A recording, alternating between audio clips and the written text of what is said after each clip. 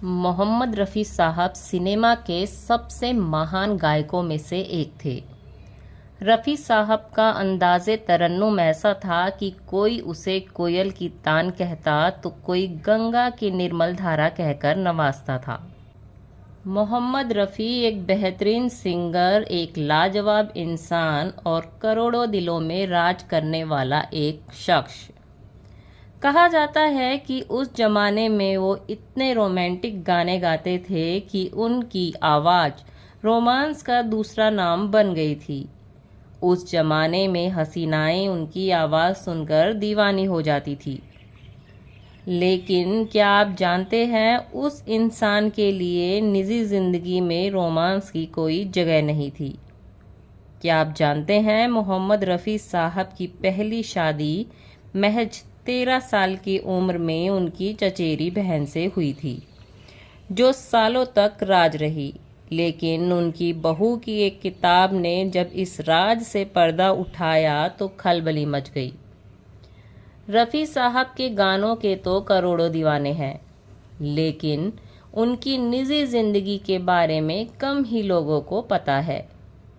हम सब की ज़िंदगी में कुछ ना कुछ ऐसे राज होते हैं जिन्हें हम दूसरों से तो क्या, खुद से भी छुपाना चाहते हैं। लेकिन ऐसे राज को छुपाए रखने की कोशिशें हमें कभी कभी बहुत परेशान कर देती हैं। कम लोग ही शायद ये जानते हैं कि मोहम्मद रफ़ी ने 2 शादियां की थी, जिसमें अपनी पहली शादी की बात उन्होंने सबसे छुपा कर रखी थी।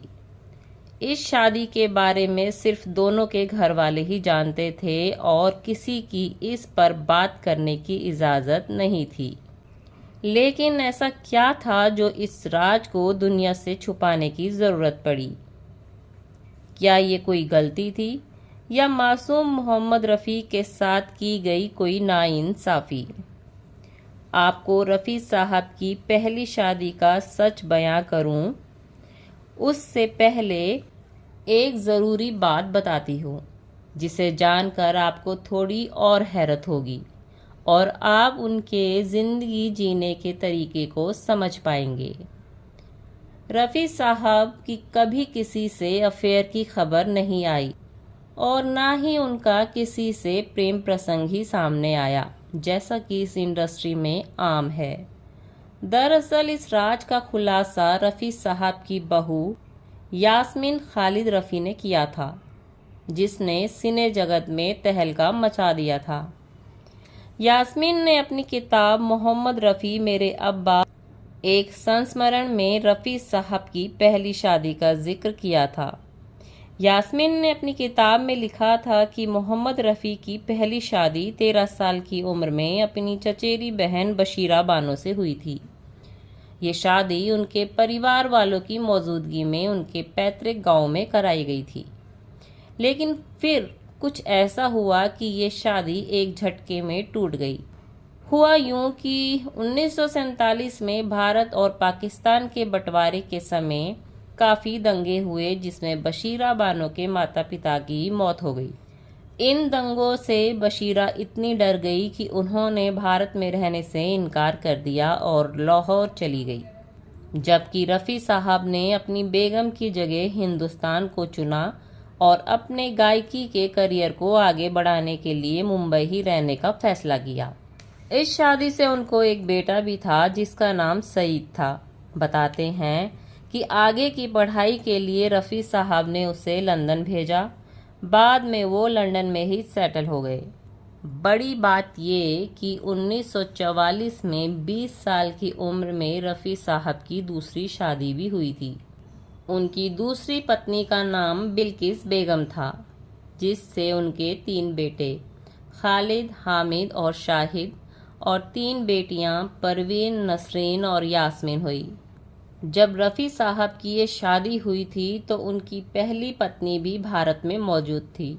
हालांकि ये पता नहीं चला कि दोनों बीवियां साथ रहती थी या अलग अलग घरों में रहती थी। जानकार बताते हैं कि रफ़ी साहब के घर में उनकी पहली पत्नी की जिक्र की सख्त मनाही थी, क्योंकि उनकी दूसरी पत्नी बिल्किस बेगम उन्हें बिल्कुल पसंद नहीं करती थी और उनकी चर्चा मात्र से आग बबूला हो जाती थी। रफ़ी साहब की बहू यास्मीन रफ़ी ने अपनी किताब में ये भी लिखा था कि वो कभी समझ नहीं पाई कि इस बात को छुपाने की ऐसी क्या ज़रूरत है। वहीं विजय पुलक्कल की किताब रिमेम्बरिंग मोहम्मद रफ़ी इसी तथ्य की पुष्टि करती है, जिसमें वो लिखते हैं कि 1947 में भारत के विभाजन के दौरान दंगे हुए थे और उन्हीं दंगों में अपने माता पिता को खोने के बाद बशीरा बेगम ने भारत छोड़ने का फैसला ले लिया था और लाहौर में जाकर बस गई थी। वहीं रफ़ी साहब के लिए मशहूर था कि हज़ारों रोमांटिक गाना गाने वाले रफ़ी की निजी ज़िंदगी में रोमांस की कोई जगह नहीं थी।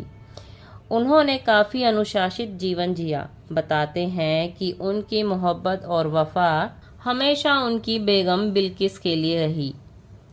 वो फिल्मी पार्टियों से भी दूर रहते थे। ना शराब ना शबाब, उन्हें किसी में दिलचस्पी नहीं थी। मोहम्मद रफ़ी अपने घर से सीधे रिकॉर्डिंग रूम और रिकॉर्डिंग रूम से सीधे अपने घर आने के लिए जाने जाते थे। कहते हैं कि उनके समकालीन सिंगर डायरेक्टर उनकी इस अनुशासित जिंदगी से रश खाते थे और कहते थे बॉलीवुड की ऐसी चमक दमक में रहकर कोई ऐसे कैसे रह सकता है। तो दोस्तों, आज के लिए इतना ही। रफ़ी साहब से जुड़ी कोई दिलचस्प जानकारी आपके पास है तो आप हमें कमेंट बॉक्स में बता सकते हैं।